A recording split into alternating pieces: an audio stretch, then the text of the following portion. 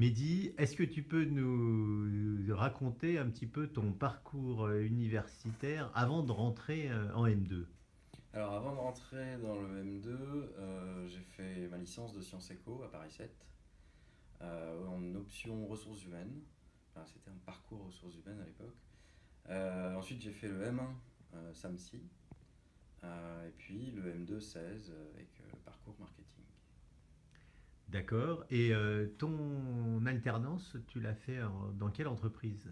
Alors l'alternance je l'avais faite à l'agence régionale de développement qui a changé de nom depuis, qui est une agence qui cherche à favoriser les investissements étrangers en Île-de-France. Donc on fait du marketing territorial dans cette agence. J'y suis resté 1 an et demi puisque j'ai fait mon stage aussi de fin de M1 à l'agence. D'accord. Et tu peux nous parler un peu de ta mission?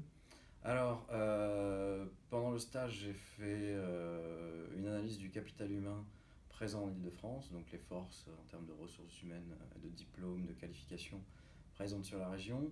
Et ensuite, pour l'alternance, je travaille sur un outil d'économie territoriale, une sorte de plateforme web qui recensait les zones d'activité, les tissus industriels, les zones de PIB plus élevées que d'autres, etc. Enfin, un ensemble d'indicateurs économiques sur une cartographie.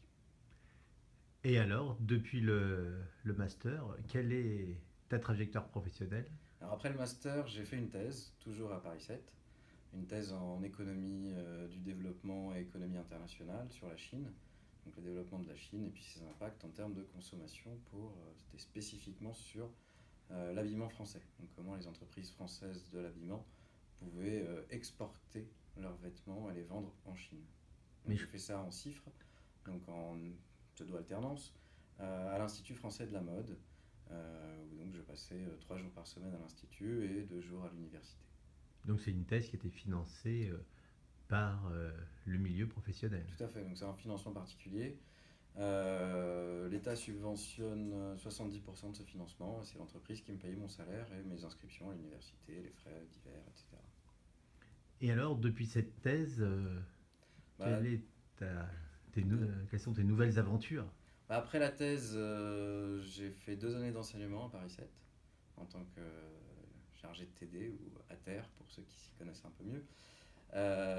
Et par la suite, j'ai intégré un cabinet de conseil et d'expertise auprès des représentants du personnel. Donc on fait des audits, pour faire simple, de l'analyse financière notamment, euh, sur l'entreprise. Donc là, je suis passé vraiment sur le côté micro de l'analyse économique. On est mandaté par des comités d'entreprise dans un cadre légal très spécifique, très précis. Et aujourd'hui, mon activité consiste concrètement à faire de l'analyse financière d'entreprise euh, sur des secteurs très particuliers, donc d'analyse comptable, économique, sectorielle, c'est assez vaste. Et puis on agit, enfin, ça reste du métier du conseil, mais on agit sur le dialogue social en entreprise. Merci beaucoup, Mehdi. Merci.